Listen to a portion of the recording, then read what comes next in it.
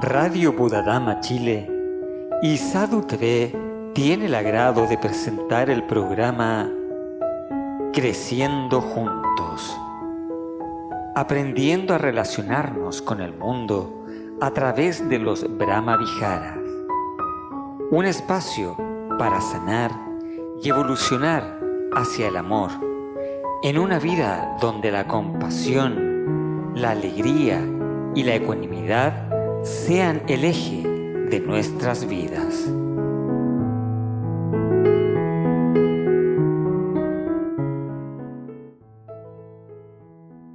Muy buenos días y bienvenidos a nuestro tercer episodio aquí en Creciendo Juntos. En los dos episodios anteriores estuvimos revelando la naturaleza del amor y vamos a seguir revelándola el día de hoy también. Porque el amor al parecer va tomando distintos matices y distintos significados de acuerdo a la cultura. Para algunas personas es un sentimiento muy elevado, espiritual. Para otras personas es una emoción. Entonces el concepto de amor es tan amplio que puede llegar a confundir. No obstante, las mismas enseñanzas budistas queda bastante claro lo que es el amor. Pero tenemos que ir deshilando este concepto para que nos quede más claro. Vamos a partir primero hablando del amor humano. A pesar de que casi todas las creencias de las diferentes culturas pretenden separar y elevar el amor humano sobre su parte animal o corporal, resulta innegable que una parte del amor humano se sienta sobre las bases instintivas de la porción animal del cerebro.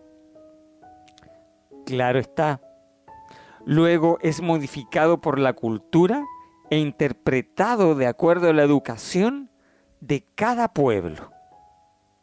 Por lo tanto, en esencia, el amor depende de los instintos heredados y del aprendizaje realizado.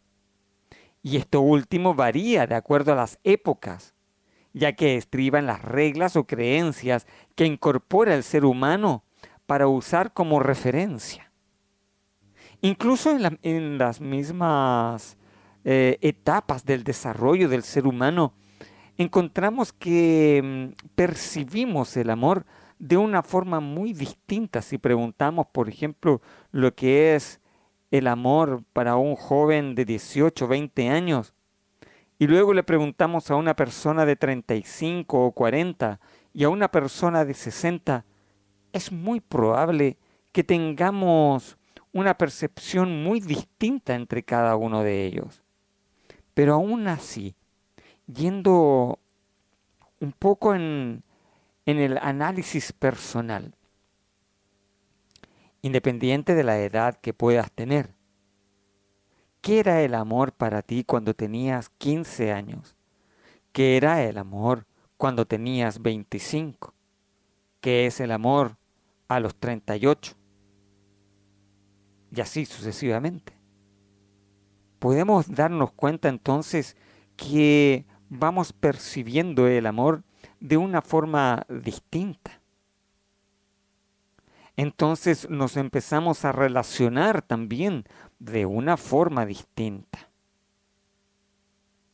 El proceso de aprendizaje comienza en el momento del nacimiento con la búsqueda del placer y de la gratificación. Esto se produce simplemente con la obtención de la leche, el calor, el contacto, y es entonces con esa enseñanza que se realiza el primer aprendizaje. Aprendemos que obteniendo lo que deseamos, tenemos placer y en teoría somos felices. Y a menos que aprendamos otra cosa, así vamos a continuar sosteniendo esta idea durante toda la vida. Bien, por lo tanto aquí hay un tema muy interesante a desarrollar, porque finalmente estamos hablando de que nosotros aprendimos de un amor prácticamente instintivo desde el nacimiento. La búsqueda del placer, la necesidad del placer.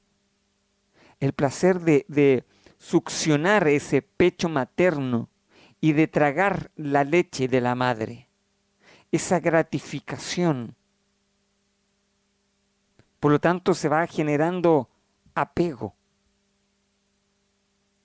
Es bastante interesante este fenómeno, porque finalmente después se transforma en un fenómeno inconsciente.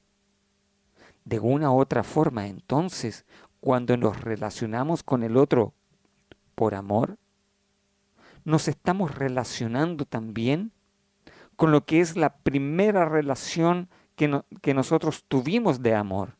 Y siempre, siempre, la primera relación de amor que el ser humano tiene es el de la madre.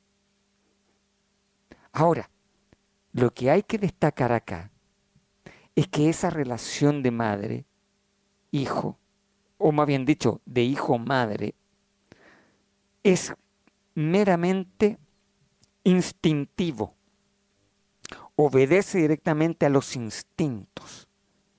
Y no está mal, si bien es cierto somos animales también. El punto es que sostenemos esta idea a lo largo del tiempo.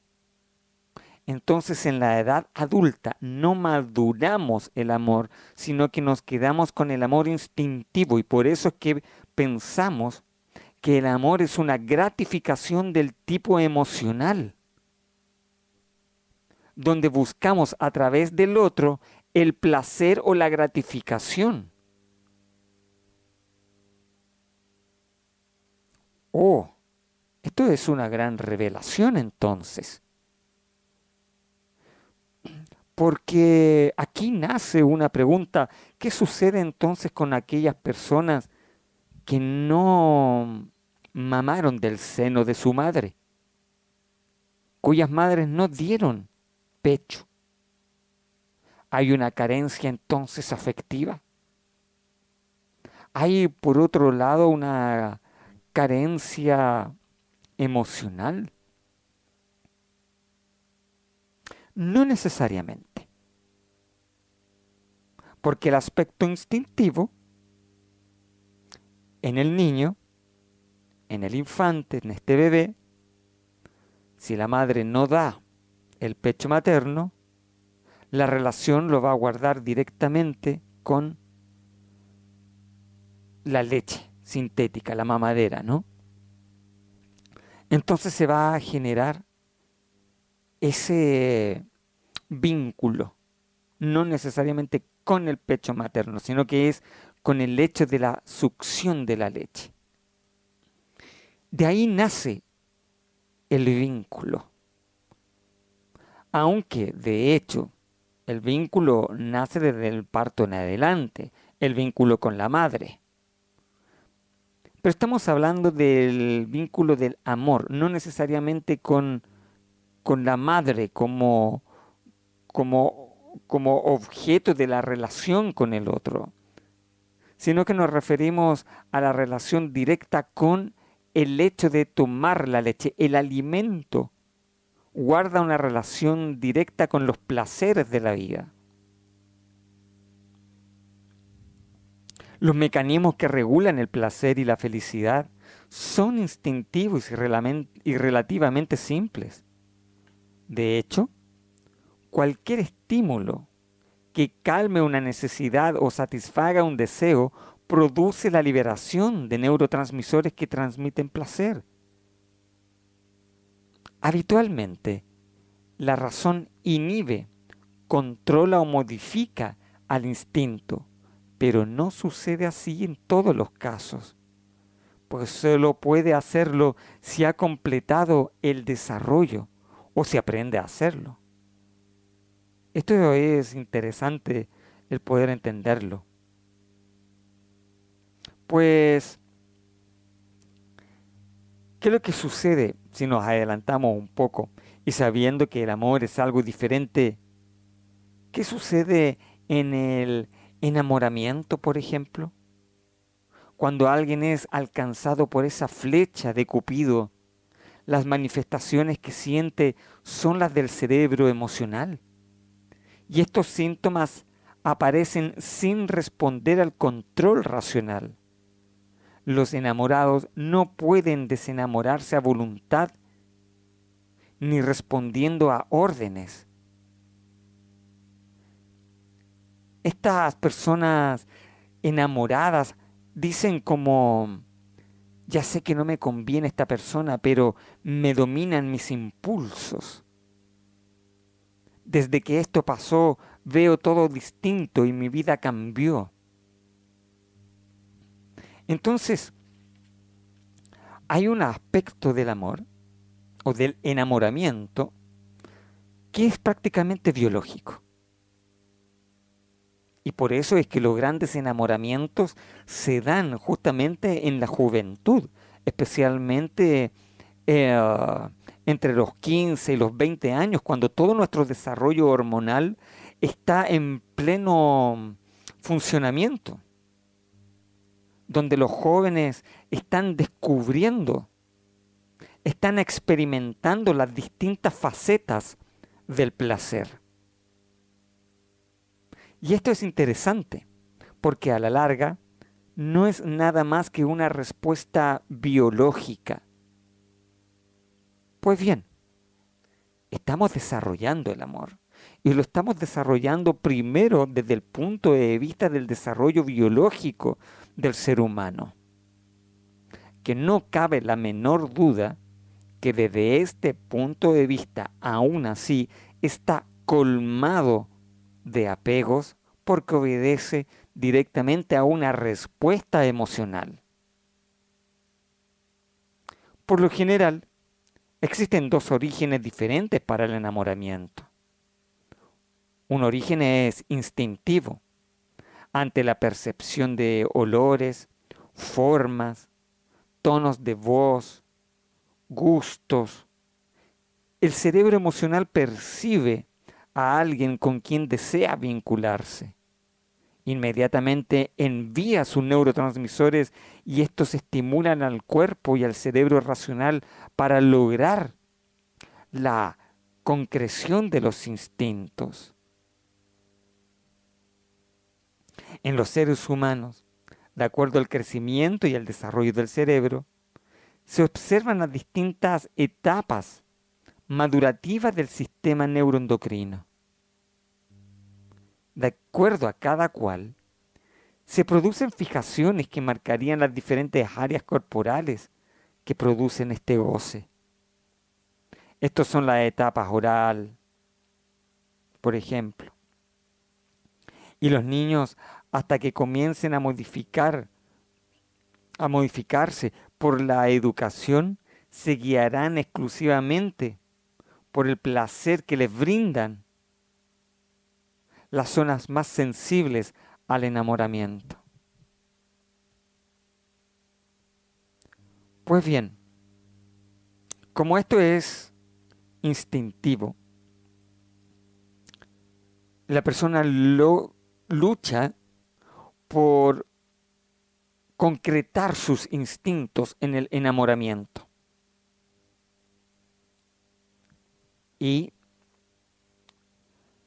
de esa manera es que finalmente muchas de las relaciones en edad temprana se forman en función de los instintos.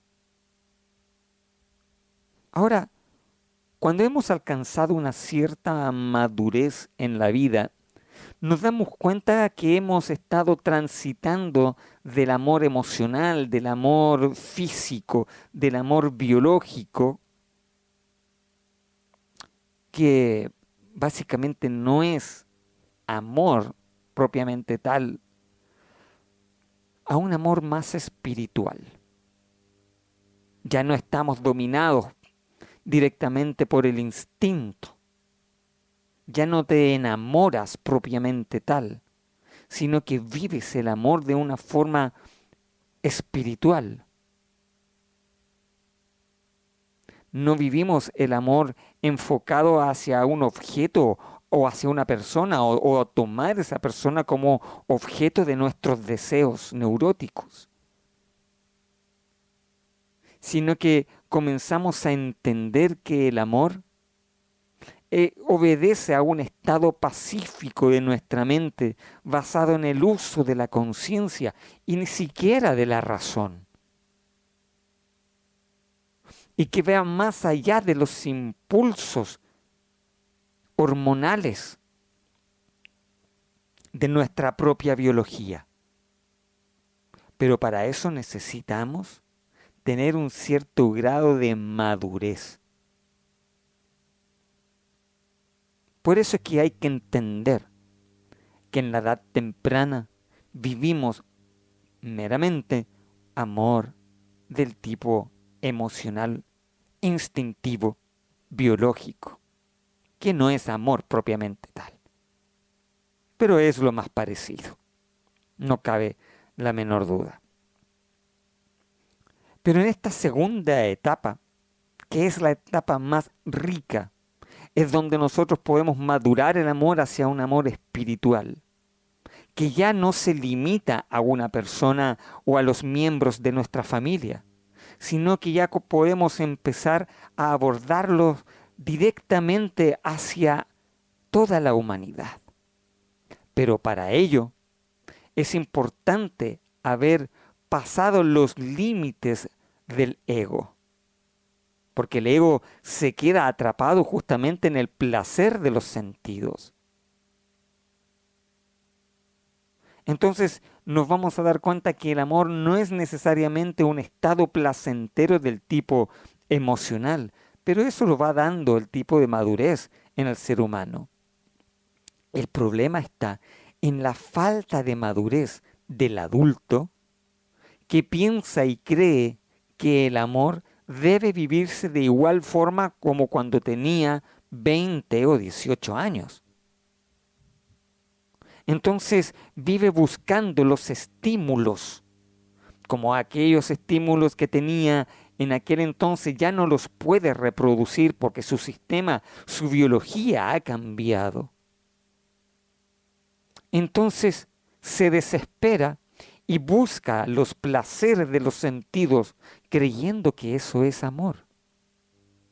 Lo mismo ocurre con la felicidad, que creyendo que sobreestimulando nuestros sentidos vamos a encontrar la felicidad.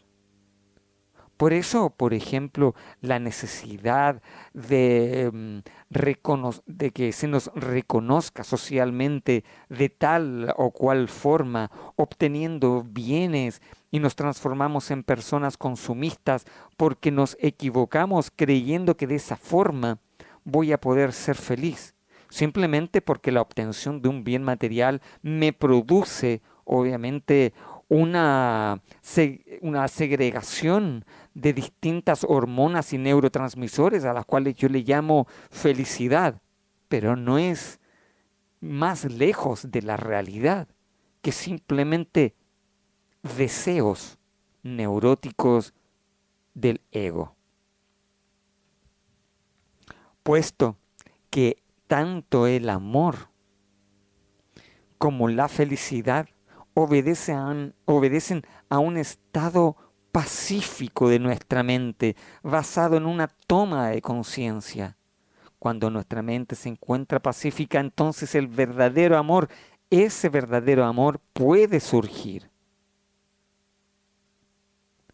El problema es que cuando no estamos resueltos nosotros mismos, cuando todavía tenemos memorias atrapadas, donde frustraciones por amor no correspondido se encuentran ahí aún no sanados, no podremos en la vida actual madura poder tener esa paz interna.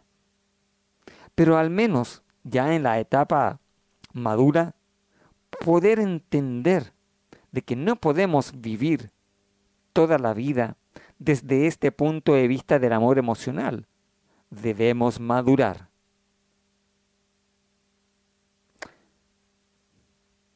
En la medida en que vamos haciéndonos más adultos, que van pasando los años, debemos ir adquiriendo también una mayor sabiduría y junto con esta sabiduría obtener también mayores recursos para que podamos transitar hacia la verdadera paz interior. De una u otra manera, el objetivo de la vida es aprender a morir y aprender a morir en paz. Y para poder morir en paz tenemos que transitar desde esta dominación de la biología que nos dominaba en edad temprana hacia el mundo de la conciencia, donde la conciencia es el eje y motor de nuestra vida y de nuestra felicidad. Pues bien, en los animales los instintos se adaptan a los ritmos de la naturaleza y responden a los diferentes climas. Habitualmente suele ocurrir que el ser humano se adapta a distintas zonas geográficas y puede demostrar también su afecto de acuerdo incluso a la zona en la cual se encuentra. Por dar un ejemplo, los seres humanos, especialmente nosotros, los latinoamericanos, somos personas muy afectivas por el tipo de clima, por la zona geográfica. Si bien es cierto, dentro de Latinoamérica vamos a encontrar personas más afectivas que otras incluso.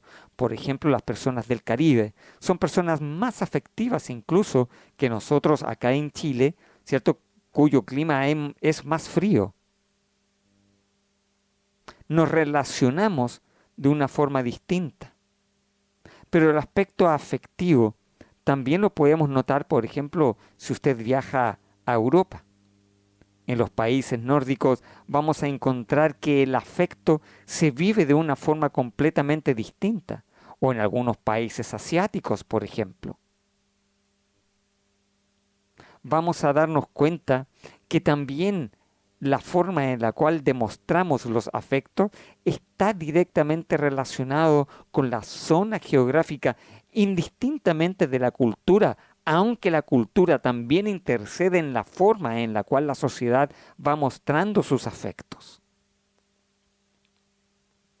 Lo que se quiere decir con esto es que hay una sumatoria de múltiples factores que hacen que de una u otra manera la persona muestre sus afectos de forma emocional y claro está que en la madurez de la vida es cuando tenemos la mayor posibilidad de transformar este amor emocional en un amor espiritual. El amor espiritual es el aspecto más divino que tiene el ser humano. Se dice, por ejemplo, que los animales, especialmente los perritos, sienten amor por sus dueños. Ellos, por su cerebro límbico, están sometidos a los apegos, están sometidos al deseo. Pero el amor propiamente tal es un aspecto completamente evolutivo del ser humano. Eso nos da una gran cualidad divina como seres humanos. Eso no significa que los animales no sientan. De hecho, todos los animales, incluyendo nosotros, los seres humanos, somos seres sintientes. La diferencia es que nos destacamos por esta neocorteza, ¿cierto? Que nos distingue de los animales y de la capacidad de razonar, aunque no todos razonan, pero tenemos esta capacidad de razonar y también tenemos esta capacidad de conectarnos con un estado de conciencia. Eso es lo que nos hace divinos. Ahora, el cerebro humano ha evolucionado y continuó. Y aparecieron los primeros humanos trayendo cambios cerebrales que darían como resultado la aparición de lo que hoy llamamos este cerebro. Este proceso se inició hace millones de años, 10 millones aproximadamente.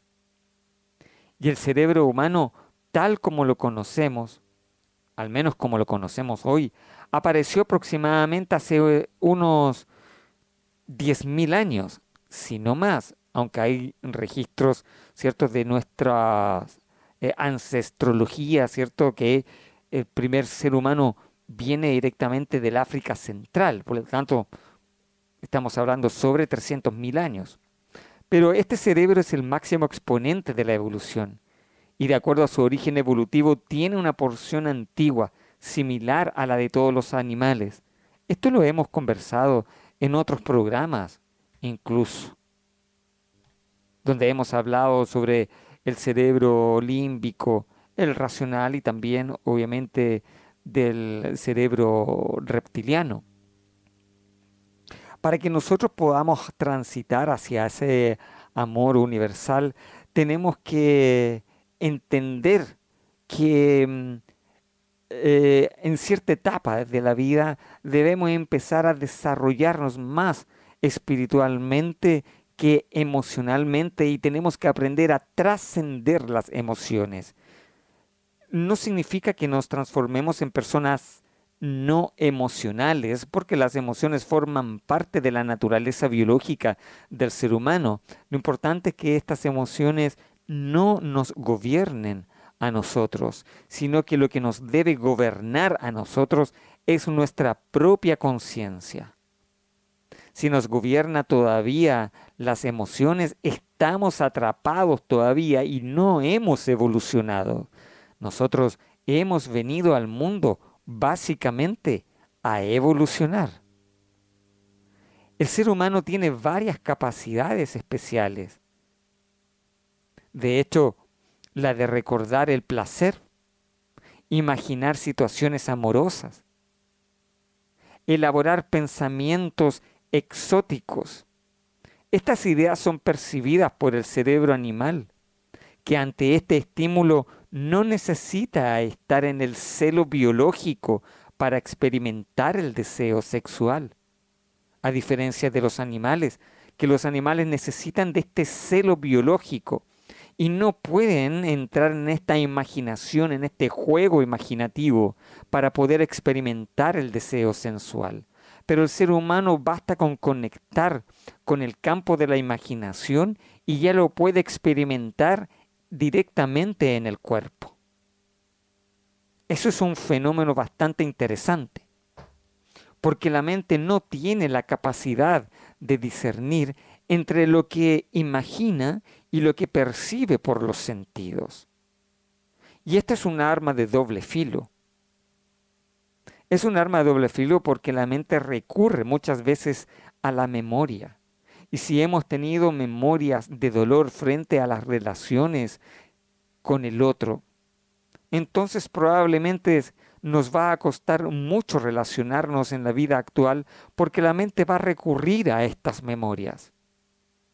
Entonces ahí es donde nosotros necesitamos de la meditación y especialmente de la introspección para poder despersonalizarnos de todos aquellos bloqueos y memorias cuyos karmas se están manifestando a través de las voliciones. Como podrás ver, está todo íntimamente relacionado. Uno de los primeros afirmaciones que hice en el primer capítulo, si no me equivoco, fue el hecho de no partir directamente con la meditación de los Brahmaviharas, porque hubiese sido fácil hacer la práctica de los Brahmaviharas, el amor, la compasión, la alegría y la ecuanimidad. Hay que entender que Las enseñanzas budistas no deben estar escritas en piedra, sino que las enseñanzas budistas tienen que estar escritas en el corazón de las personas. Podemos encontrar, por ejemplo, en ciertos grupos de redes sociales a personas eruditas del Dharma, que hablan sobre lo que dijo, lo que no dijo el Buda en tal discurso del Sutta Pitaka. Pero de una u otra manera se transforman en grandes retóricos, pero en el momento de llevar la práctica a la vida cotidiana, se produce entonces una inconsistencia. Es verdad que las grandes instrucciones de este gran maestro espiritual que es el Buda nos da los alineamientos, pero nosotros tenemos que tomar estas enseñanzas y llevarla a los aspectos contingentes de nuestra vida,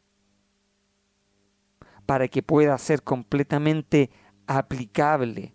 Y para que pueda ser aplicable, tengo que contextualizar la problemática psicoemocional en la cual nosotros los seres humanos, después de 2600 años, nos encontramos aquí. Probablemente si el Buda estuviese vivo el día de hoy, nos enseñaría de una forma muy distinta a la cual él enseñaba. De hecho, él enseñaba de acuerdo a los niveles de desarrollo cognitivo de cada ser humano. Por lo tanto, tenía un lenguaje muy adaptado a la realidad psicológica o psicoemocional de cada persona. Por eso que encontramos enseñanzas que puedan ser muy, pero muy profundas y poco entendibles, como también encontramos enseñanzas que son muy entendibles y fácilmente asimilables por nosotros.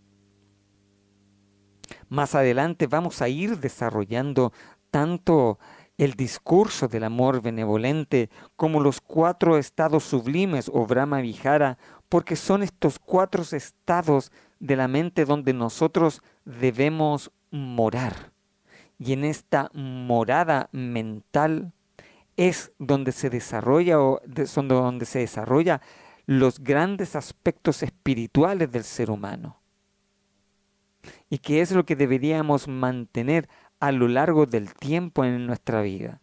Pero para eso nosotros tenemos que estudiar, tenemos que entender cuál es la naturaleza humana de las emociones, de los instintos, del uso de la razón y la conciencia, para que podamos transitar desde este modelo cuasi primitivo a este modelo espiritual.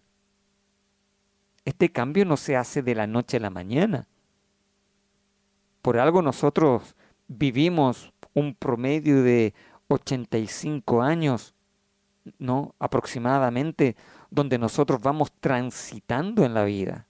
Cuando nacemos somos instinto puro, puros de corazón también, no cabe la menor duda. Un bebé es puro de corazón, que se va manchando a través del desarrollo del mismo ego. Pero eso es materia de otro programa. Pero de ahí en adelante comienza un proceso de desarrollo y evolución. Por lo tanto, el amor debe ir también evolucionando desde lo instintivo y lo biológico a lo espiritual. Eso es lo importante que nosotros tenemos que destacar. Quiero hacer un pequeño paréntesis. Por si hay alguna persona que desee hacer algún comentario, puede activar el micrófono para poder escuchar el comentario y dar el pase. Bien, cerramos el paréntesis. En este tránsito es donde nosotros evolucionamos. Pero ¿cómo vamos a evolucionar? La evolución lo permite el estado de conciencia.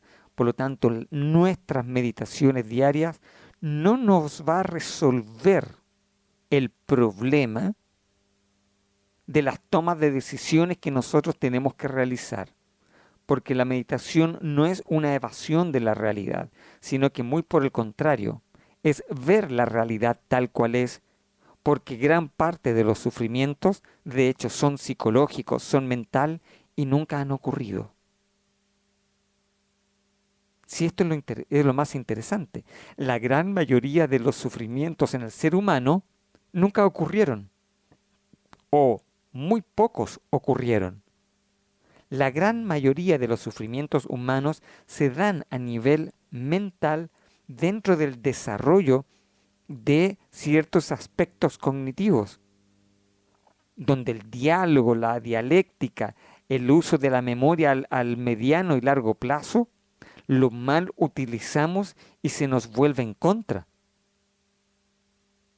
Pero si hacemos un recuento en nuestra vida, ¿cuántas veces lo hemos pasado mal? Como una acción concreta. Muy pocas veces. Muy, pero muy pocas veces. Por lo tanto, la vida es una oportunidad para poder vivirla en paz y feliz. Y podemos ser felices sin ningún problema, porque de hecho, los verdaderos momentos de dolor son muy distintos a los momentos de sufrimiento. Porque el dolor se produce en el momento en que se ejecuta la acción. Pero el sufrimiento es algo psicológico.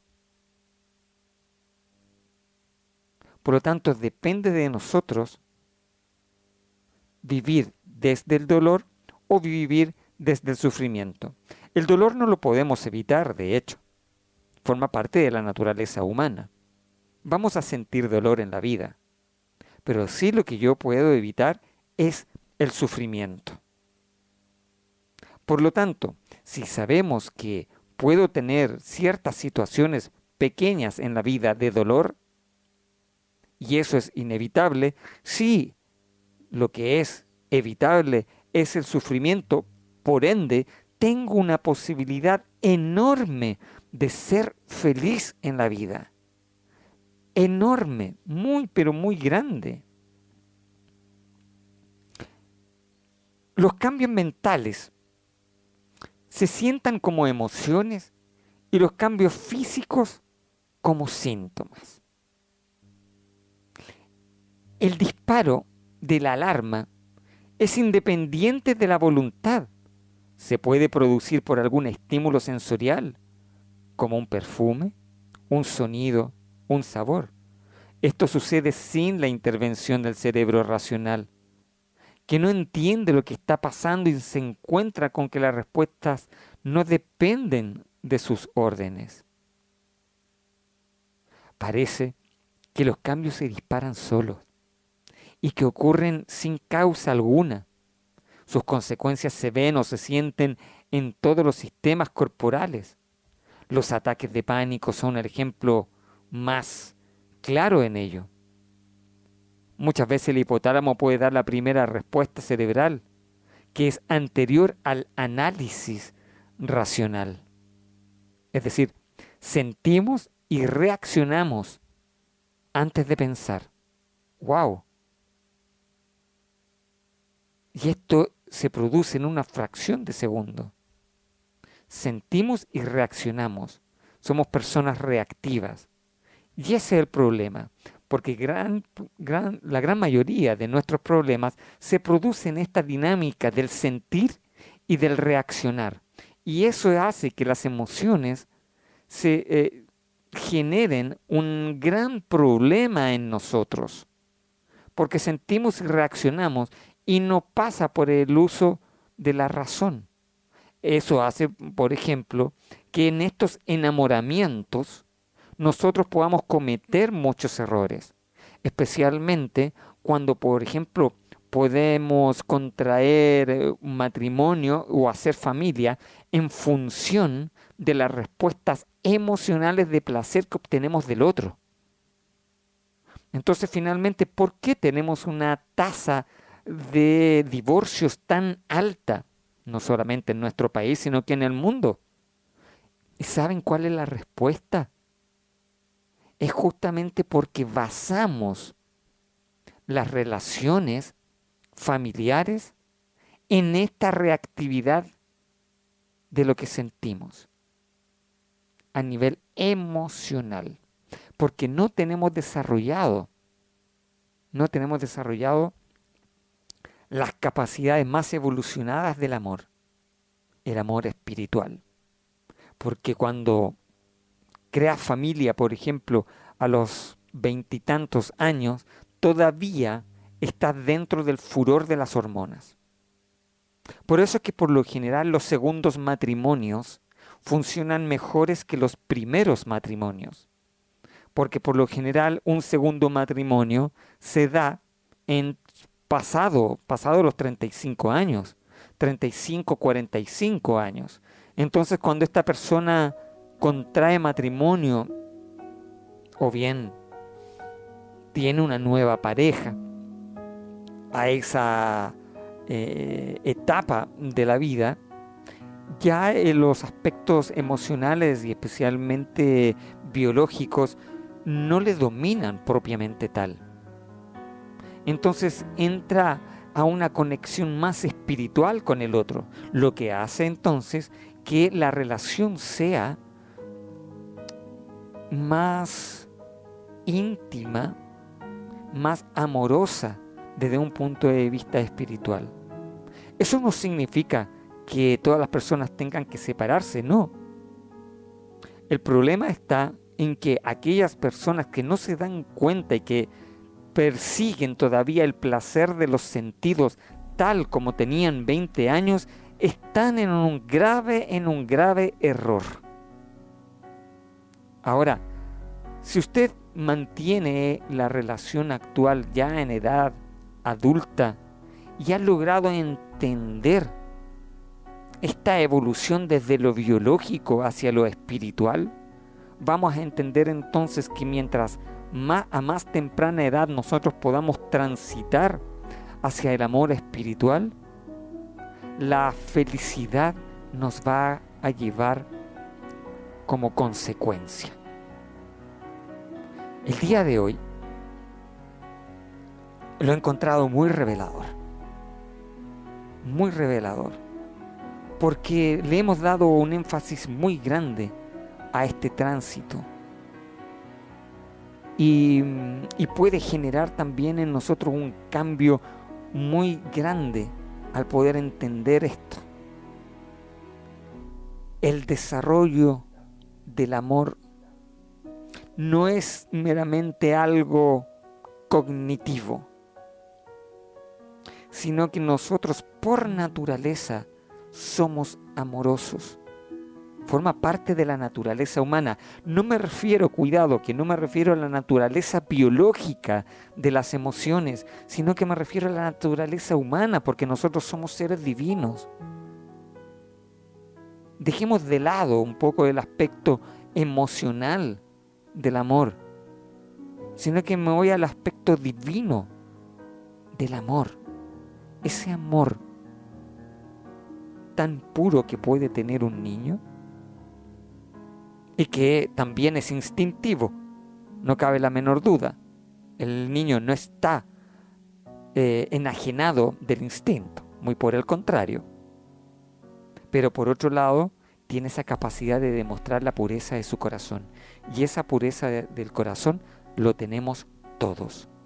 Ahora, cuando ya la madurez del aspecto biológico ha pasado, podemos volver a esa etapa, pero de una forma más madura. El punto es, ¿quieres llegar ahí? ¿Quieres transitar ahí?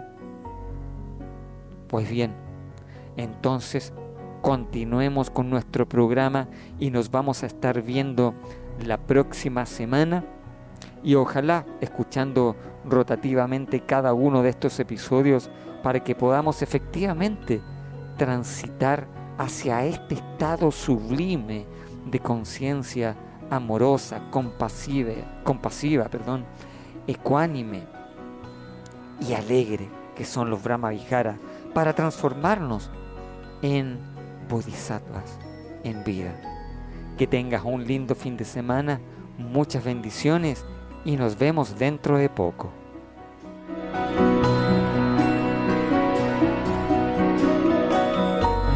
Radio Buddhadhamma Chile y Sadhu TV tuvo el agrado de presentar el programa Creciendo Juntos.